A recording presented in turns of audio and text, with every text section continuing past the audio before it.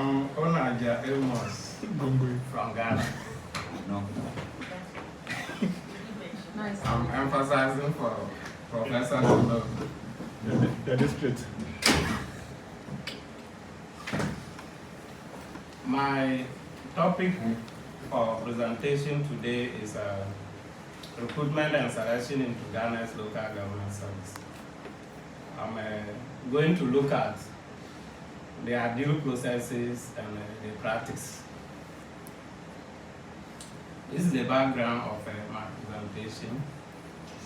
I'll be introducing and I'll be talking about the background of Ghana's local government service, the structure of local government service, human resource management and decentralization in Ghana, recruitment and selection in local government service, and conclusion and recommendations. Recruitment for many or any organization is very important right through the entire lifespan of that organization.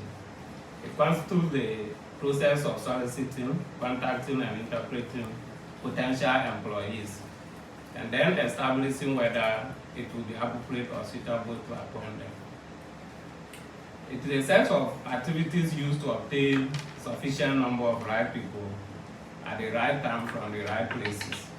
And its purpose is to select those who best meet the needs of the work and to develop and maintain a qualified and adequate workforce through which an organization can fulfill its human resource plan. Recruitment process is vital for organization competitiveness, performance, and success. And last semester when we studied human resource, several references were made to companies like design and other these things which use their competitiveness advantage to outgrow their opponents in the industry. So even in football, every team competes for certain caliber of players in order to be able to perform. So same to any organization who is interested in recruiting people. So according to Cooley and Kelly, recruitment process provides the organization with a pool of potential qualified job candidates. Based on these qualified candidates, selection can then be made to fill vacancies. Hannigan sees recruitment as the first process of filling vacancies. He goes further to say that the process involves the examination of the requirement for filling the vacancy, particularly in relation to job and person specifications. He concludes that poor recruitment effects could lead to selection of poor applicants because positions are to be filled quickly. These few definitions above clearly characterize what an effective and ideal recruitment and selection must entail in an organization. However, the unconventional practice of employing political interest candidates by those in public office to fill existing and non-existing vacancies without following the due processes is a common practice in Ghana's local government service. Why do you laugh? It is no longer in dispute that the Ghana local government service recruitment and selection exercise has been politicized with a choice of appointment based on political patronage or determined by the political class. The background of Ghana's local government service. The local government service is a public service institution established by Local Government Service Act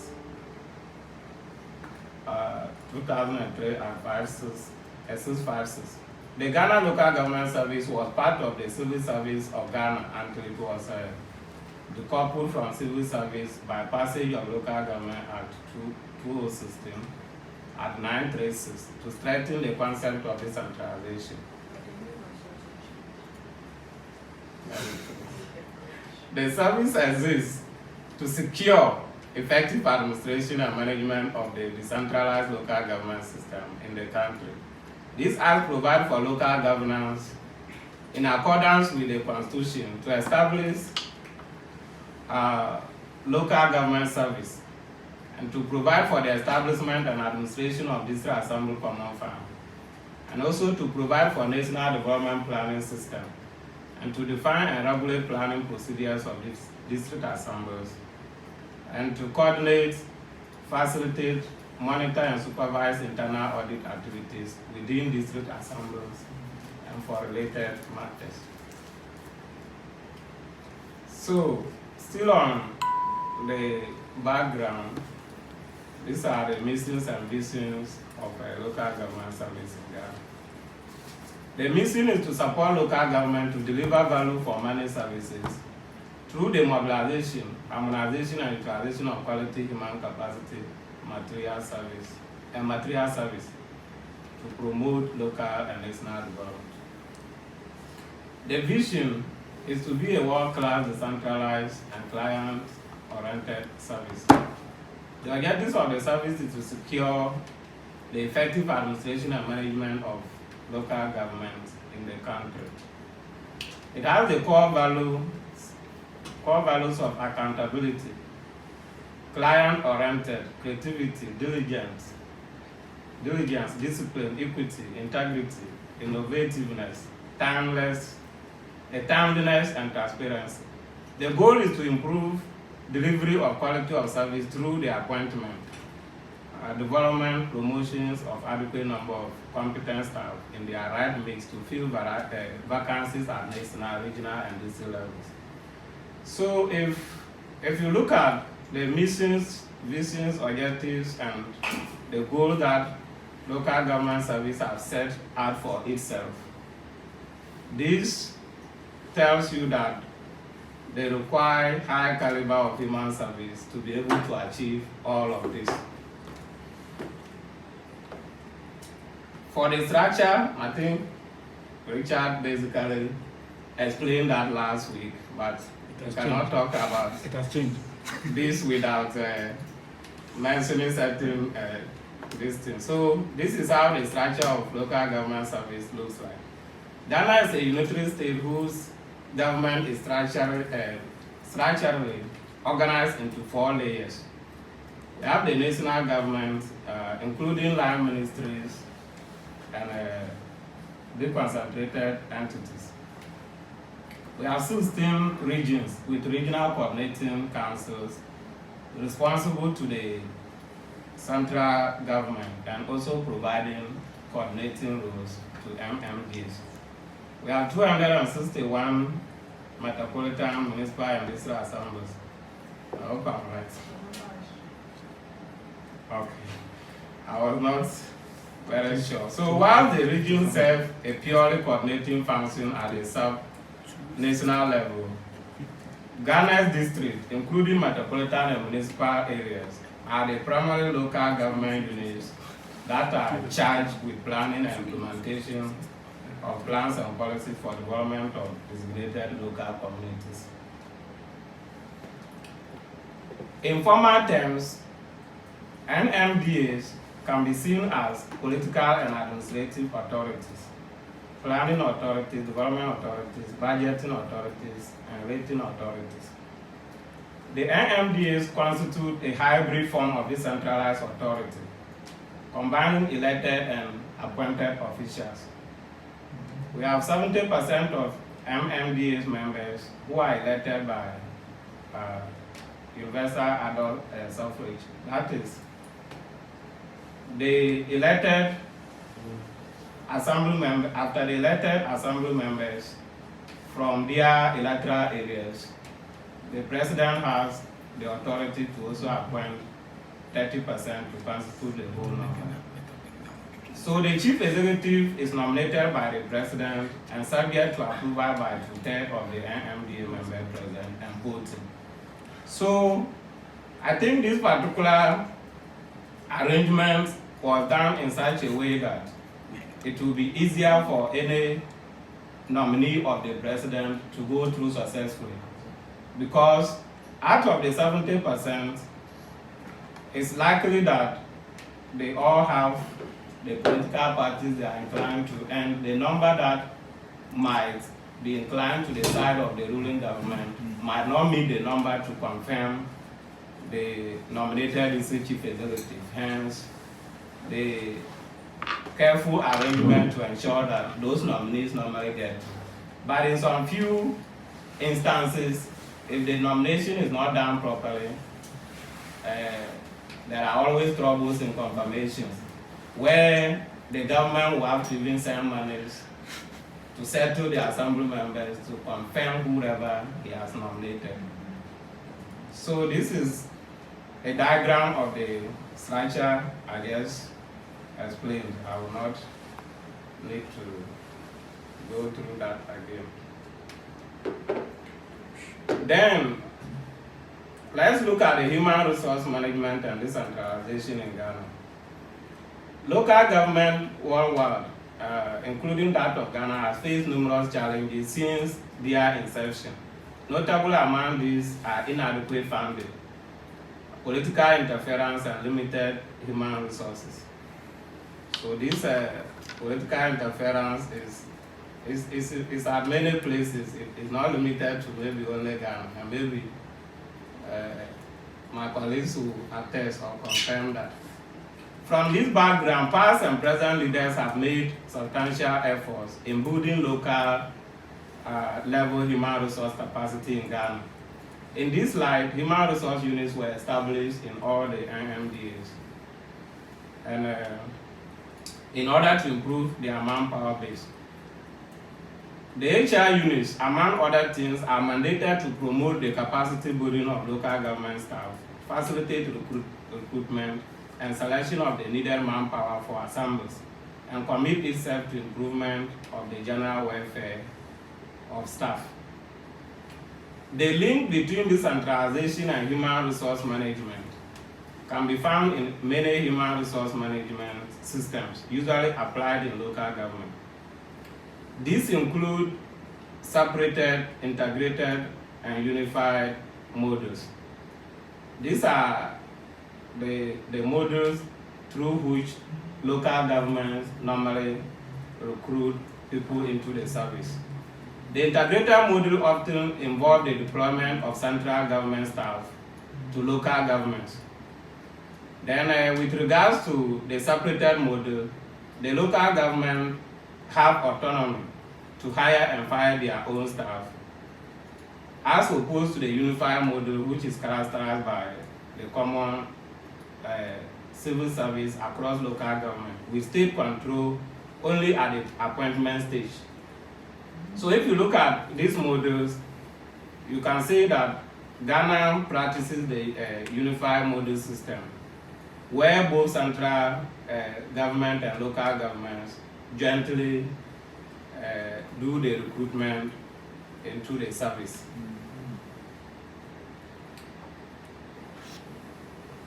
Recruitment and selection in Ghana. The effectiveness and efficiency of Ghana's public service to manage Ghanaian economy and provide service to the citizenry of the country highly depend on its human resource. Therefore, the way and manner public service employees are recruited and selected is an issue that cannot be downplayed when it comes to employing the right people to deliver the services in various sectors. The process for engaging the services of employees by public organization is considered as staff appointment. Several activities are involved. Significant among them is recruitment and selection. EDI contends that without the meanings that are provided by human mind, organizations are only piles of stones and metal and blocks of ink on piece of paper. Employees are therefore the most valuable assets of every organization. Gomez, Mejia, et al. Define recruitment as the process of generating a pool of qualified candidates for a particular job. In recruitment, it is significant to have a large pool of right people with the right skills at the right place and time. Selection, on the other hand, is making a higher or no higher decision with respect to each applicant for a job. So this is the ideal process that we normally pass through to get into local government service in Ghana. Maybe I might escape or include my certain things that maybe are only my experience, how I got into it, which might vary a little from maybe what other people know. So the recruitment of staff into local government service in Ghana is either done to fill established positions created by vacation of posts, retirement, or removal, and also to create new positions. So to begin with the recruitment process, staff needs are foremost determined. So the Department of Local Government Service Secretariat normally annually send a circular to district HR offices to do needs assessment of various departments. So the head of departments normally provide a feedback of the number of staff they need and who they need to perform what role.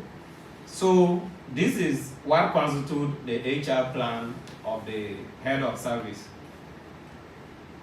Then to fill this position, the Office of Head of Local Government Service has to seek the permission from the Ministry of Local Government Service and Decentralization, and also from the Ministry of Finance for approval or financial approval and budgetary purposes before they are given the go-ahead. These vacant positions in the service are usually announced in the national newspapers. So I don't know if I'm right.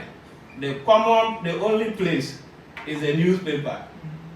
And sometimes you'll be fortunate that a colleague will see it and tell you. It's not like giving the needed publicity for many people to get it. I think it's just for a formality purpose, so that they can indicate that they advertise the vacancies. Prospective applicants are required to be Ghanaian nationals, have the right certification, be computer literate, among others. Interested applicants on seeing this advertisement has to acquire Public Service Commission funds, complete them, and with their curriculum vitae and relevant certificates and submit. Applicants are subsequently called upon by the service to write an entrance examination or aptitude test, normally organized by West African Examination Council. Successful candidates are thereafter invited for interviews at the ministry with panels consisting of senior members from Public Service Commission, Office of Head of Local Government Service, and Ministry, who are made up of chief directors and departmental directors. Candidates who have successfully passed the interview are given offer letters. They are required to fill admission procedures such as medical examination, submission of acceptance letters, and be on probation for a period of 1 year. So this is basically the processes they go through that are cited in one of the articles. So this is the recruitment process, this is the selection process. They do analysis of the job, like I explained earlier, with the HR officers. They have to write the job description and job specification, decide the recruitment method, decide the application method, then they market the job, like I said in the newspapers. Then the selection process, they shortlist the candidates, post selection events, then make decision and offer appointments. Now, this is the practice I have known or seen, even though what I read earlier is the ideal processes that is undocumented. Everybody knows this is what is done. But personally, I've never gone through that. And many people confess that they've never gone through that. And so It's not funny. But you're laughing too. It's not funny. So the appointment is largely influenced by the Ghanaian whom you know culture. And even now, it's no longer whom you know. It is who knows you. Like Professor Koke. I know you is not enough. I know you is not enough. You knowing me is what is relevant. So it is not just enough for me to know you. I need you to know me, and that is how I can succeed. So this is the practice whereby big men are recommended, or they recommend their own relatives and friends to be employed by the service. The recruitment and selection procedure therefore become a formality, as opposed to an objective means to ensure the selection of the best candidates who fit for the job. Fashoni assessed that human resources in Ghana relies heavily on assertive norms, with decisions being influenced by personal relationships between managers and employees, and this in turn affects the recruitment and selection procedure. It is a normal practice whereby the party in government shares the slot available for appointment to the party members, including the ministers, the members of parliament, the district chiefs executives, and the national and local party executives. It is almost impossible for any applicant to successfully pass through the recruitment and selection process without knowing anybody in government or the service. The criteria normally used in recruitment and selection, like I have explained before, interviews, use of academic certificate, curriculum vitae, and recently written and oral examination set by the organization, which is more academic in nature than general assessment. However, those applications or applicants who go through all this process normally end up not receiving appointments, but those who get appointment do not normally go through any of these processes. In conclusion, the current decentralization structure on recruitment and selection of local government staff has chalked some successes in terms of linking job analysis to selection. However, there are still many challenges in the service, such as delay in salary processing of new appointments. If you are recruited into the service, this time it has been reduced, the minimum 3 months. But formally, you could work for a year or two before your salary comes, and it becomes a problem how the payment is done. Non-compliance to recruitment procedures, the absence of advertisement for vacant positions, as well as staff refusal of postings or transfer to rural areas. The process is also inherently influenced by nepotism, favoritism, and political politics, especially when official advertisement and recruitment has not been done for a longer period of time. Yet selection goes on. So it's common to see people arguing, youth arguing among themselves. Local government is doing recruitment. Then somebody will say it's not true. I've confirmed, I've asked this person and they said they are recruiting. Then this person will say, no. This is what we go through. Nobody is actually sure the period they want to do recruitment. You only see people reporting to their postings areas. So, without advertisement to create a pool of more qualified job seekers, the selection process is more likely to be shrouded with nepotism, favoritism, and political patronage, which may be a reason for compromising meritocratic public personnel functions at the local level. The current recruitment and selection process, while exhibiting some benefit, is still confronted with significant challenges, which requires the attention of policymakers, like my colleagues here. So these are recommendations are made after reading through other documents and getting understanding of the nature of the issues. Recruitment and selection are core human resource management functions and should be completely handled by experts in field of human resource management. Constant interference in issues of recruitment by political office holders and other top government officials should be minimized or, if possible, stopped. In as much as we recognize the importance of ethnic, regional, and religious balance in every appointment done in Ghana, it is common that every appointment they are doing, especially at the ministerial level, they consider the tribes. Let's give these people one minister. Let's give this religion, Muslims, to this appointment and all of that. So I don't see anything wrong with that. But if we have to do that, at least we should consider it on merit, people who are qualified, so that they can function well if they are given the appointment. Politicization of recruitment and selection of staff into the service constitutes administrative ill, which needs to be overhauled from the system. So the people that the big men push into the service, they should know that they are the ones who are going to implement the policies of the service.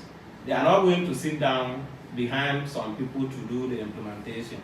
So if they consider that and considering the policies of the service, the mission, the goal, and all of this, they should know whether those people they are pushing there could be able to implement those policies. So the who you know syndrome of aiding friends and relatives to get into the service, to the detriment of openness and fairness in the recruitment process, will be seriously checked. Due to the broader role of metropolitan, municipal, and district chief executives, who represent the president at the local assembly, more experienced candidates should be appointed to occupy such positions, even if they might be party people.